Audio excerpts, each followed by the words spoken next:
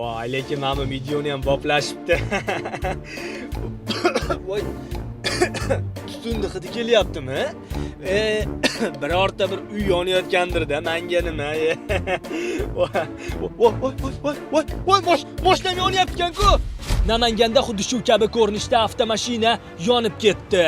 Ma'lum bo'lishicha, holat kecha 21-noyabr kuni soat 21:18 da Namangan viloyati Davlatobod tumanida qayd etilgan bo'lib, harakatlanib ketayotgan Nexia rusumli avtomashinada kutilmaganda yong'in yuz bergan. Favqulodda vaziyatlar bo'limiga Gulshan MFI Mashal ko'chasida harakatlanib ketayotgan Nexia 2 rusumli avtomobilda yong'in sodir bo'lganligi to'g'risida xabar kelib tushgan. Shunga ko'ra, yong'in qutqaruv ekipajlari soat 21:28 da hodisa joyiga yetib borib, yong'in soat 21:31 da bartaraf etilgan. Yong'in oqibatida tan jarohati olganlar to'g'risida ma'lumot kelib tushmadi. Eskimi, yangimi, avtomashinangizni muntazam ravishda texnik ko'rikdan o'tkazib turishni aslo unutmang, yo'qsa peshona teringiz evaziga olingan mashinangiz ko'z o'ngingizda bir soniyada yonib kulga aylanishi hech gap emas.